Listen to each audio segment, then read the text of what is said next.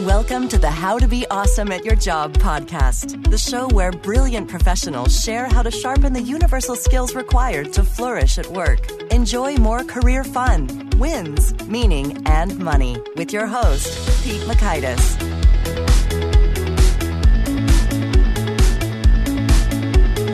Hello, and thanks so much for joining us here for episode 140 with Gabriella Mirabelli. Gabriella has a world of insight when it comes to millennials and hiring them, /me/us, teaching them and studying them in her work as an entertainment and media executive person. So you're going to walk away learning 1, critical distinctions for workplace motivation, 2, behavioral insights from surveying 2,500 millennials, and 3, what we can all learn from 18 to 24-year-olds. So if you'd like to check out the show notes or the transcript or the links to items mentioned, drop on by awesomeatyourjob.com/ep140.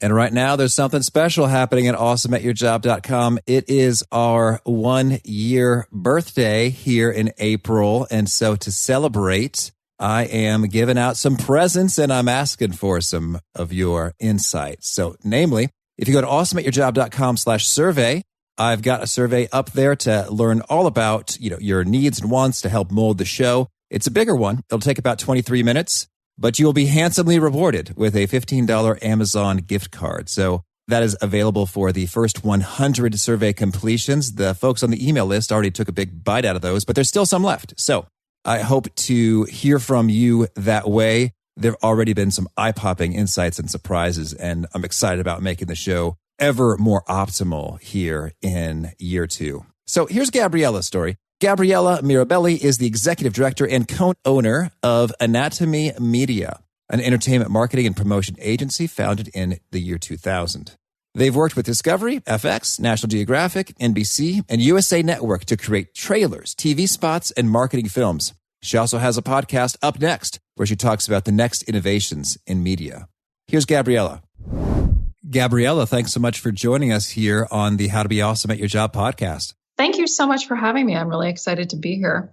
Well, I'm excited to have you, and I'd like to kick it off by hearing what's sort of behind your fascination with millennials? Well, I think really it has to do with being a bellwether for where things are going. And my interest started because I think with the changes in technology, I looked at my children and saw how they were experiencing media just entirely differently from how people have been experiencing it for years, certainly how I was. And so when I looked at my clients and saw how they were kind of powering ahead, same old, I thought, you really have to look at the early adopters, where they're going, what they're doing, because they're crafting the world for us. And I certainly learn about technology from young people, and it flows upward. People don't adopt old technology as they get old. We aren't seeing elevator operators. We aren't using buggy whips. People are getting rid of landlines. They're not saying, oh, now I'm established, I must get a landline. That just isn't the way it is. And people need to stop sort of hiding their heads in the sand and thinking that it's all going to return the way it was, because I just simply don't think that's true. Could you share then, you've surveyed about 2,500 millennials, and I'd love to hear, what are some of the striking insights that have emerged from that? Sure. The purpose of the study, we looked at how young millennials consume media, and it really is young millennials. It's looking at the younger end of people, because millennials as a definition is just a really broad chunk of people. So we looked at the younger, this sort of 18 to 24-year-old group. And some of the things that were really interesting to us was that 2/3 of this population use ad blockers. 69% of them are pirating material, and 3 out of 5 are sharing passwords, and 67% don't think there's anything wrong with any of these behaviors, especially the piracy piece. And that's really interesting for media companies, anything that's advertiser supported. The statistics, the studies matter at a big level for how does a network behave. But when we think about the job market and employment and millennials at work, I think that's where looking at this group as one big cohort really starts to fall apart, because when you hire people, you're not hiring a cohort, you're hiring an individual. Agreed. And it's so funny. I was chatting with Lee Caraher earlier on the show about millennials and how 72% of millennials, which I guess I am one, 33 and a half, don't like the phrase millennial themselves and some of the associations or stereotypes. So it's great to hear you say that right up front. It's that, we're not one monolithic force. It's everyone has their own sort of unique strengths, weaknesses, gifts, values, prejudices, all that stuff in the mix. And so any talk of millennials, quote unquote, is necessarily going to involve some generalization. And so I'd like to dig into the workplace stuff. But before I get too specific, could you share with me what kind of write-ups about millennials at work do you find to be on point versus just absurd? Well, you see a lot of writing around how do we retain millennials? What do we do to, this group is unengaged? It's sort of what this group needs and how we must contort ourselves as businesses to keep them. How do we find them? And I think the premise is flawed because I don't think, as you said earlier, I don't think that this group, this very large collection of individuals is full of rubbishy people. I just don't think that's true. It's just not so. If you've hired people who are unmotivated and troublesome, then that's a problem with the recruiters' selection. Mm-hmm. It is not the population, and also I think that there's become a kind of a trend in the workplace, work is work. Work isn't family. Work isn't friends. Work, you may find friends at work, but the raison d'etre of work is not to create a social network for you. It's not why it exists. One of the things I think across the board is that people, what they look to for work to provide for them comes up short because it shouldn't be providing those things. I guess it's sort of as an employer, as somebody who's worked in, looking at workplace motivation and also looking at selecting people. I really think when you're dealing with workplace motivation, you can kill motivation in people, but I don't think it's very easy to engender motivation where none exists. If somebody is simply not a person who takes pride in their work, it doesn't matter how much, leeway you give them, they're just not going to take pride in their work, not who they are. No matter how many ping pong tables or foosball stations or nap pods, it's just not going to spark it. Well, and for goodness sake, please, there are things that I think that by virtue of the new technology and the incredibly informal way that children and parents behave with one another, I think there are some things that are challenges in general for this population entering the workforce. And again, I would actually ping it younger than you. I would say that it's the people who had smartphones growing up and whose parents really were those helicopter parents. And I don't put the burden on, they were created, their behaviors were reinforced, or they didn't learn how to do certain things on their own. It's sort of an understanding of professionalism. It's almost like civility or manners, how one behaves in the workplace. And it's a matter of teaching people things. And I think that rather than wringing our hands and worrying about how upset they'll get if we try to teach them, I think you can have a very frank conversation. Just because people don't know a certain standard of behavior doesn't mean they're emotionally fragile about being told about it. Mm-hmm. I think you sort of, as long as you address somebody and say, look, do not forward me emails from your father. I have hired you, not your dad, And that's happened to me. I've had employees, young employees, fresh graduates, send me emails from their parent. Like, what's the subject matter? What's the email have to say? It had to do with retirement, like 401k stuff.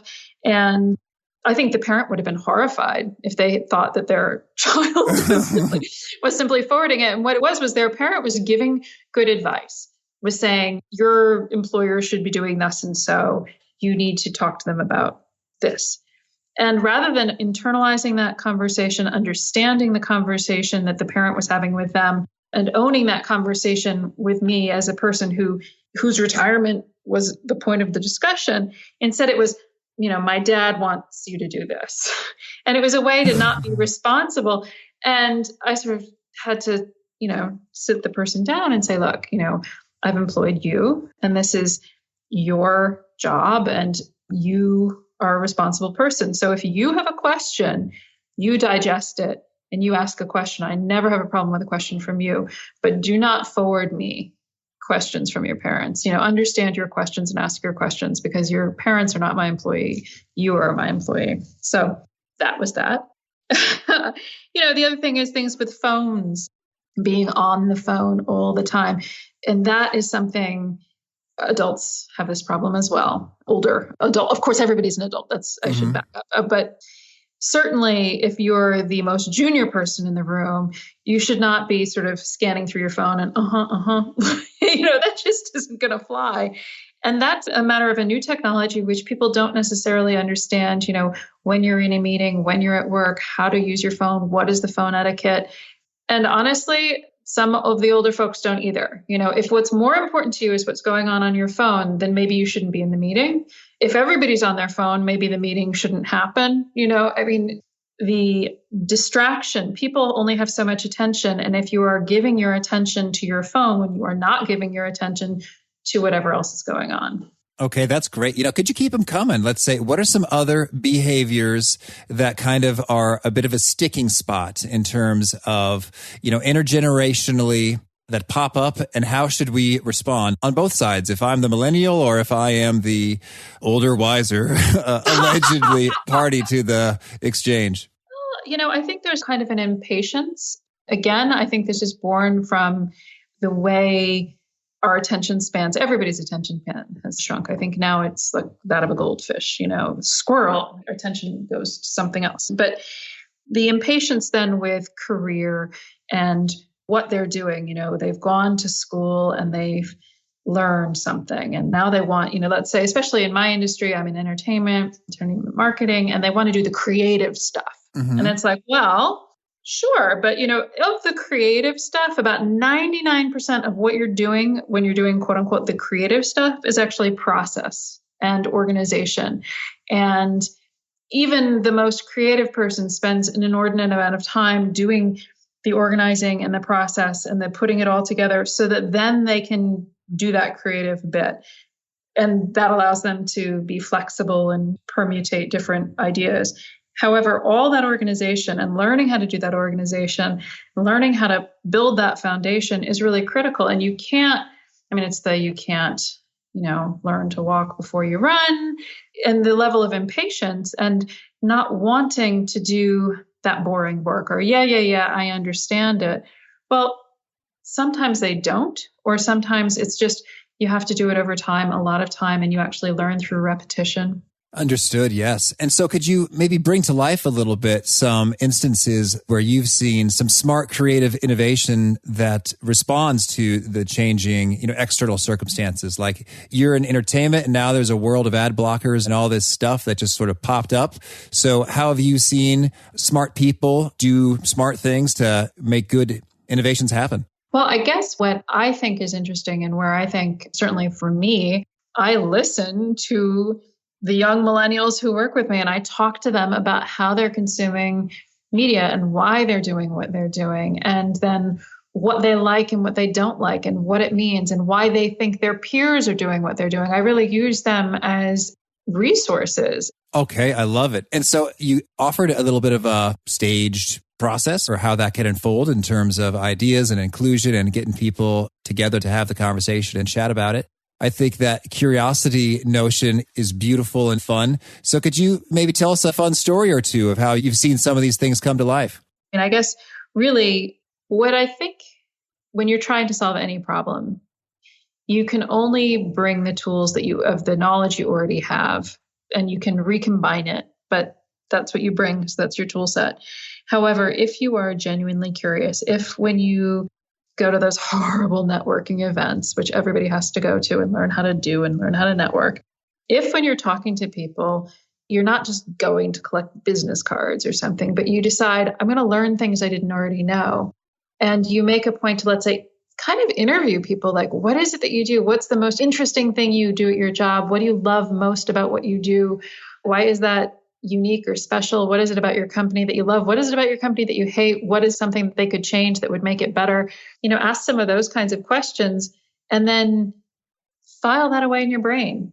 And then you have a little bit of that knowledge, which you didn't have before, and you bring it into a problem that you may encounter, or you've met this other person and maybe down the pike you'll run into somebody else and they have a solution which fits that person's problem and you connect those two people, Mm-hmm. So it's constantly looking at that stuff. I mean, another question you had shot over was, are there any experiments or studies or pieces of research, which I refer to frequently. And I thought, gosh, I really go around with almost like Velcro mittens, like everything I see, I kind of like stick a little bit of it here, a little bit of it there. I love this data point or that insight. And I just file it away. And then it becomes its own thing in my brain, pieces from all these different sources. If I can ask, you talked about creativity and organization. You're picking up a lot of things and you're filing them. What's your system for organizing those well? I create little Stonehenges all around me. I have stacks. It's dreadful because I like paper. I'm a tactile person. I like real books because I can dog ear the pages and underline things. And I know that you can electronically dog ear things and electronically highlight things, but there's something to me about the physical act of marking something up or cutting something up that helps put it in my mind better. I mean, like even the calendars, I have a million different calendar programs. I hate them all. I have a whiteboard behind me and I have different colored Post-it notes in every job and every phase.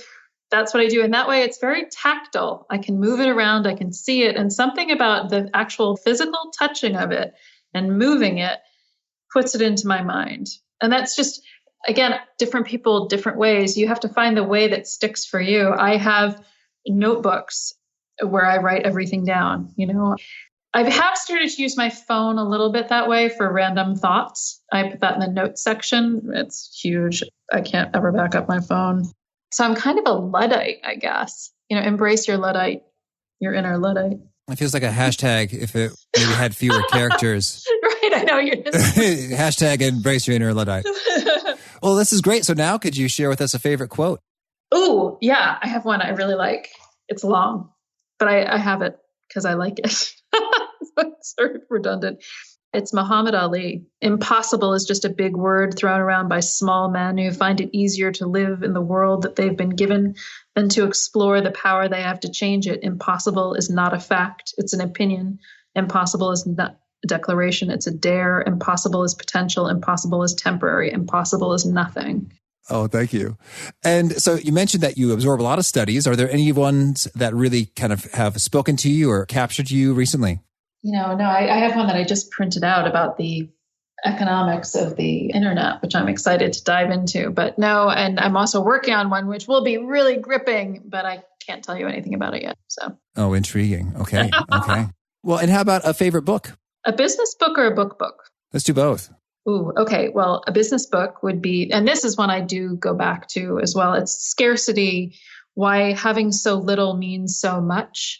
Because I think that scarcity is really the thing of our time, scarcity of money, scarcity of time, scarcity of attention. And although the book revolves around economics of scarcity, it really, I think people, and the discussion was around the economics and how people seem to behave illogically, but there is a logic to when you're dealing with a scarcity sensation, the psychology of scarcity. And I think it applies to time and attention as well. So that's sort of a business book that I really like. And then the book that I really like is The Night Circus. And it's just like a meal of words. The language is amazing and rich. And if you like somebody who really knows language, that's a great book. Okay, thank you. And how about, is there a particular tool that you find yourself using frequently that's been helpful for you? Paper and pens. Okay. Is there a favorite paper or pen that really has a tactile punch? Actually, there is, but I have my favorite pens because they really roll nicely. But no, that's so sad. Oh no, we've talked pens before. We had Chris Bailey. We spent a good 3 minutes talking pen brands and pros and cons. So feel free to drop it on us. Oh no, I'm not going to. No, this is cute. But white paper and the Moleskine notebooks. I love those. Those are good. Yes. And how about a favorite habit, a personal practice of yours that helps you be more awesome? Oh. Exercise, working out. And what type of exercise and when? Early morning, yoga or like machines or boxing. I really like boxing. And what would you say is your ideal contact information if folks want to learn more about what you're up to or see more stuff? Where would you point them? Probably LinkedIn. I have a profile on LinkedIn, and that's sort of where everything would exist. There's also, I have a podcast, the Up Next podcast, where I talk to people who are doing really innovative things in media, and that's the upnextpodcast.com. Or my business, which is anatomymedia.com, and we are a marketing and promotions firm for entertainment brands. So we make the trailers that make you binge watch content. Oh, that's cool. And we never talked in much depth. The study that you did about millennials was for the book, Millennials at the Gate. Anything we should know about that right quick? No, I think we kind of covered it. It really is just really about their behaviors. And the one that's coming up is sort of diving in a bit more about the ability of millennials to know what parent network is the brand behind the program they watch. Oh, interesting. And the answer is they don't really, unless it's Netflix. Uh-huh. So this will be sad for big networks, but what are you going to do? Times they are a-changing. I hear you. And do you have a final parting challenge or call to action for those seeking to be more awesome at their jobs? Be curious and work hard, and change is incremental, but don't give up. Okay. Thank you. Well, Gabriella, this has been a real treat. Keep on doing the good work you're doing. Well, thank you so much for having me on. It's really been quite fun.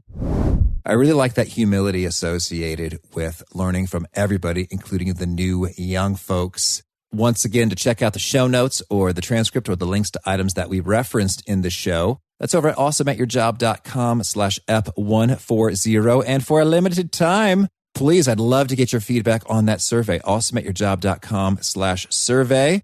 And a handsome $15 Amazon gift card awaits you for your efforts. Thank you for investing that approximately 23 minutes in enriching the show for you and everyone who listens. It is much appreciated. And if you haven't already, push subscribe. I recommend you do. We have a real fun guest up next. It is Bob Berg, the author of The Go Giver, and a book I read years ago and I found pretty inspiring. So you're going to experience the same goodness associated with the perspective on being generous and giving value and how that's just great for everybody. So I hope to catch you then. Peace. Thanks for joining us for today's episode. To get the most out of this conversation, visit awesomeatyourjob.com to find today's show notes, transcript, and infographic summary cheat sheet. For more entertaining professional skill sharpening, be sure to subscribe to catch the next episode of How to Be Awesome at Your Job.